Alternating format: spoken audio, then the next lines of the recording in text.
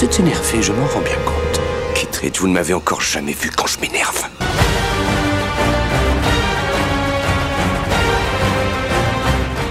Le film Mission Impossible de Brian De Palma, sorti en 1996, est le premier de la célèbre saga d'espionnage basée sur la série télévisée du même nom, qui a été diffusée de 1966 à 1973, puis de 1988 à 1990. Le projet du film a vu le jour à la suite du succès de films d'espionnage comme ceux de James Bond et avec l'essor de Tom Cruise comme star d'action. La série télévisée Mission Impossible avait un concept fondamentalement centré sur une équipe d'espions qui accomplissait des missions quasi impossibles, souvent en utilisant des gadgets sophistiqués et des stratégies astucieuses. Lors de l'adaptation de la série pour le grand écran, les producteurs voulaient capturer l'esprit de la série tout en apportant une touche moderne et cinématographique. Tom Cruise, l'une des plus grandes stars hollywoodiennes de l'époque, a joué un rôle majeur dans la création du film. Non seulement il a produit le film via sa société de production Cruise Wagner Productions, mais il a aussi voulu que son personnage Ethan Hunt soit au centre de l'histoire. Tom Cruise avait l'ambition de renouveler l'image des films d'espionnage et de créer une série de films où il serait l'élément central. Il voulait s'éloigner de l'aspect trop conventionnel des films d'espionnage et mettre l'accent sur des scènes d'action intenses. Tom Cruise a travaillé sur l'histoire du film auprès de Sidney Pollack, qui n'apparaît pas au générique avec qui il avait tourné La Firme, avant qu'un autre grand réalisateur ne soit finalement engagé. Brian De Palma, réalisateur reconnu pour ses films à suspense et ses thrillers, a été choisi pour diriger Mission Impossible. De Palma avait une longue carrière de films à suspense et de thrillers psychologiques tels que Carrie, Blowout et Les Incorruptibles, ce qui en faisait un choix intéressant pour ce projet. Il a ajouté sa touche personnelle au film avec une approche visuellement stylisée, des intrigues complexes et des retournements de situation typiques de ses films. Le script a connu plusieurs révisions avant de prendre sa forme finale. Le scénario initialement écrit par David Koepp a été modifié par plusieurs autres scénaristes, dont Robert Towne qui a travaillé sur les dialogues. L'intrigue centrée sur une trahison au sein de l'agence IMF, Mission Impossible, a évolué pour s'adapter aux attentes d'un public cinématographique plus large, tout en restant fidèle à l'esprit de la série télévisée.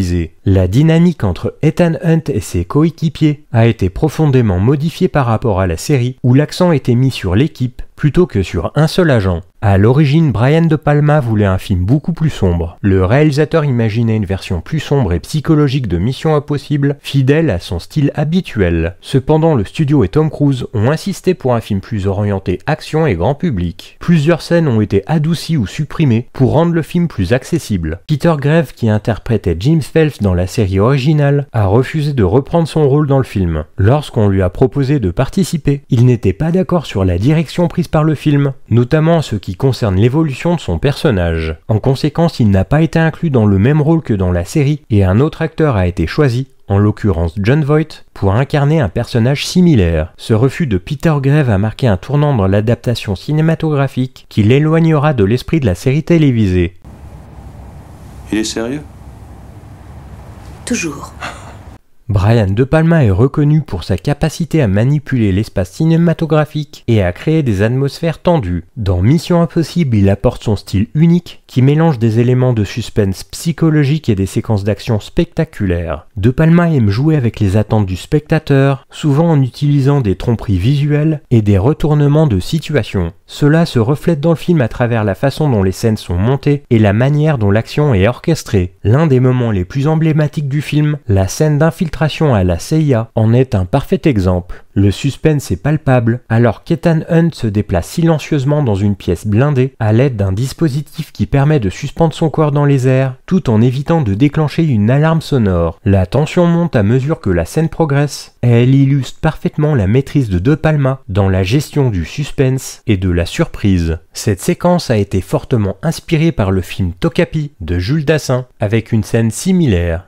Dans ce premier Mission Impossible, Tom Cruise effectue plusieurs cascades impressionnantes, dont deux qui sont particulièrement mémorables et marquantes pour l'histoire du film. Tout d'abord dans cette fameuse scène d'infiltration à la CIA, où Ethan Hunt doit pénétrer dans la salle de sécurité ultra sensible de la CIA à Langley pour récupérer une disquette. Au départ, Tom Cruise était assez réticent à réaliser cette scène, attaché à un filin dans les airs. Il y avait de vrais risques impliqués, notamment avec la hauteur et la nécessité de maîtriser totalement son corps. Mais Brian De Palma savait que cette scène serait bien plus efficace si elle était réalisée sans effets spéciaux, en filmant Tom Cruise en vrai, pendant qu'il descendait avec le filin. De Palma voulait absolument capturer la vulnérabilité d'Ethan Hunt dans ce moment critique. Tom Cruise, ayant été un peu casse-cou dans sa jeunesse, a finalement accepté le défi. Après un entraînement rigoureux, Cruise a effectué la cascade lui-même, suspendu dans les airs, et chaque mouvement devait être calculé avec une précision extrême. Ils ont utilisé des câbles et des harnais pour éviter tout accident, mais le risque était bien réel. Cette scène est devenue une des plus intenses et mémorables de l'histoire du cinéma d'action, en grande partie grâce à l'engagement de Tom Cruise. Lors du tournage de cette scène, Tom Cruise a eu du mal à garder son équilibre sans toucher le sol. Pour éviter de basculer en avant, il a finalement trouvé une solution ingénieuse. Il a mis des pièces de monnaie dans ses chaussures pour ajuster son centre de gravité. Grâce à cette astuce, il a pu rester parfaitement immobile sans toucher le sol, rendant la scène encore plus intense et crédible. Cette scène a été élaborée avec l'aide d'un véritable expert en sécurité. Il a expliqué au scénariste comment une telle salle pouvait être protégée dans la réalité, et cela a influencé l'idée du capteur de température, de son et de pression qui rendent la mission quasi impossible. Un peu plus tôt dans le film, on retrouve une autre scène risquée et mémorable, celle du restaurant avec l'aquarium géant. Après une explosion, l'aquarium géant du restaurant se brise et Ethan Hunt s'échappe. L'eau se déverse créant un chaos total. Tom Cruise encore une fois a réalisé cette cascade lui-même, malgré le danger que représentait l'environnement fragile et la présence de l'eau qui pouvait causer des accidents. Brian De Palma, toujours aussi perfectionniste, voulait que cette scène soit aussi intense et crédible que possible, et la présence réelle de Tom Cruise sautant devant la marée d'eau et l'explosion du verre brisé ajoutait une grande tension à la scène. Cette cascade n'était pas aussi périlleuse que celle de la salle de sécurité de la CIA à Langley, mais le fait que Tom Cruise se retrouve immergé dans un environnement instable montre une fois de plus sa volonté de prendre des risques dans ce film. En fin de compte, cette scène du restaurant avec l'aquarium brisé est l'un des moments forts du film. Au départ, Tom Cruise était en effet hésitant concernant ses cascades risquées, mais au fur et à mesure des tournages, il a pris confiance et s'est fait un nom en tant qu'acteur qui préfère faire ses propres cascades. Ces deux scènes sont parmi les premières qui ont marqué le début de son implication dans des cascades spectaculaires et de plus en plus complexes tout au long de la saga Mission Impossible. Nombre de morts, 0. Ça, on verra. Les thèmes récurrents de Brian De Palma dans Mission Impossible sont liés à son style cinématographique personnel, notamment l'usage du suspense, de la manipulation, des jeux d'identité, de l'attention psychologique et en quelque sorte du voyeurisme. Dans Mission Impossible, le personnage principal, Ethan Hunt, est constamment confronté à des manipulations, des faux-semblants et des trahisons. De Palma s'intéresse particulièrement à la façon dont les personnages manipulent la vérité et l'information. Par exemple, la scène du vol des fichiers sensibles au début du film, où la perception de ce qui est réel et ce qui est simulé devient flou, illustre bien ce thème. La question de l'identité et de la dissimulation est essentielle dans l'univers de Mission Impossible. Les personnages changent de visage, de rôle ou de posture en fonction des missions. C'est un thème récurrent dans les films de Palma, où les personnages se retrouvent souvent dans des situations où il faut masquer leur véritable nature pour atteindre un objectif, à l'image de Body Double ou l'Esprit de Caïn. Ce thème est renforcé par l'utilisation de masques dans le film qui symbolisent l'artifice et la tromperie. Le suspense et la tension psychologique sont très présents. De Palma est célèbre pour sa capacité à instaurer une tension psychologique et un suspense de manière presque palpable. Dans Mission Impossible, ce suspense est créé à travers des séquences tendues, comme dans les scènes de Langley, dans le restaurant et celles dans le train. Le contrôle des informations, la tension physique et mentale créent une atmosphère d'incertitude qui est un aspect caractéristique de son style. Brian De Palma est également connu pour son usage unique de la caméra. Dans Mission Impossible, il emploie des angles de caméra et des mouvements visuels qui donnent une perspective subjective aux scènes. Cela aide à immerger le spectateur dans l'action et à renforcer les éléments de suspense et de mystère. Un exemple de cela serait l'utilisation de la caméra lors de la scène d'espionnage, où la perspective est souvent orientée de manière à mettre en avant l'incertitude et la vulnérabilité des personnages. L'utilisation de plongées et de contre-plongées, de mouvements de caméra fluides, ainsi que de plans longs et contemplatifs, sert à déstabiliser le spectateur tout en le maintenant sur le fil du rasoir. Un autre exemple visuel qui marque les esprits est l'utilisation de miroirs et de doubles, une métaphore récurrente dans le film qui fait écho au thème de la duplicité et de la manipulation. Ces éléments visuels se retrouvent dans plusieurs scènes clés du film.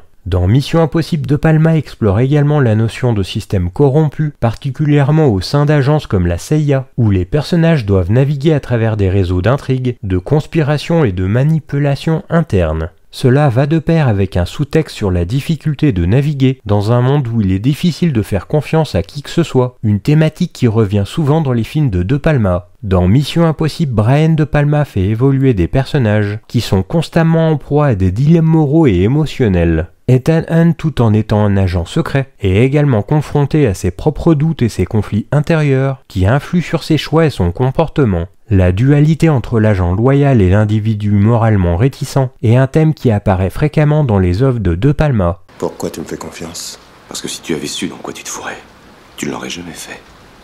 La musique de Mission Impossible composée par Danny Elfman est marquée par son thème principal emblématique, une mélodie reconnaissable qui évoque l'urgence et le suspense. Elfman utilise un mélange d'orchestration symphonique et d'éléments électroniques pour créer une ambiance à la fois dramatique et dynamique, parfaite pour un film d'espionnage. Le thème principal, avec ses rythmes percutants et sa tension croissante, est devenu le symbole musical de la franchise, accompagnant des scènes d'action et de suspense avec énergie. Sa partition soutient habilement les moments clés du film, renforçant l'atmosphère de danger et d'incertitude. Alan Silvestri avait été initialement engagé pour composer la bande originale de Mission Impossible, mais son travail a été finalement rejeté car sa partition était plus axée sur l'action. Ses compositions ont fuité sur Internet. Les personnages sont une autre grande force du film. Tom Cruise incarne Ethan Hunt avec une certaine vulnérabilité, loin du super-héros invincible qu'on pourrait attendre. Son Ethan Hunt est un personnage en constante quête de vérité, parfois naïf, mais toujours déterminé. Les personnages secondaires joués par des acteurs comme Jon Voight, Ving Rhames, Emmanuel Béard et Jean Reno ajoutent également de la complexité à l'intrigue. Le film met en lumière la question de la loyauté et de la trahison, en particulier à travers le personnage de Jim Phelps, qui a eu une inversion par rapport à son rôle dans la série télévisée originale. Cela crée une dynamique intéressante entre les membres de l'équipe, surtout au fur et à mesure que le film avance et que la vérité sur leur fidélité est révélée. Emilio Estevez a accepté un petit rôle en tant que faveur personnelle pour Tom Cruise, avec qui il était ami. Tom Cruise de son côté avait fait une petite apparition dans Young Guns. L'idée était aussi de surprendre le public, comme c'était un acteur connu, personne ne s'attendait à ce qu'il meure si vite. C'était une façon de montrer que Mission Impossible n'hésitait pas à prendre des risques et à subvertir les attentes. Tom Cruise et Emilio Estevez avaient tourné ensemble dans The Outsider de Francis Ford Coppola, et leur amitié est restée forte au fil des ans. La scène du train a failli être filmée réellement. La célèbre scène finale où Ethan Hunt se bat sur un TGV en marche devait à l'origine être tournée sur un vrai train à grande vitesse en France. Mais les vents à plus de 300 km/h rendaient cela trop dangereux. Finalement, la scène a été tournée en studio avec un écran bleu et des effets numériques. Tom Cruise a tout de même insisté pour être attaché à un harnais et simuler l'effet du vent avec des turbines d'avion. Il y a toutefois des incohérences dans cette scène, car ce TGV électrique roule sans ses caténaires et sans troisième voie d'alimentation. Tom Cruise était contre l'idée de l'hélicoptère dans la scène du train, car il pensait que ce ne serait pas assez réaliste. Mais finalement, De Palma a obtenu une fin vraiment grandiose à son film.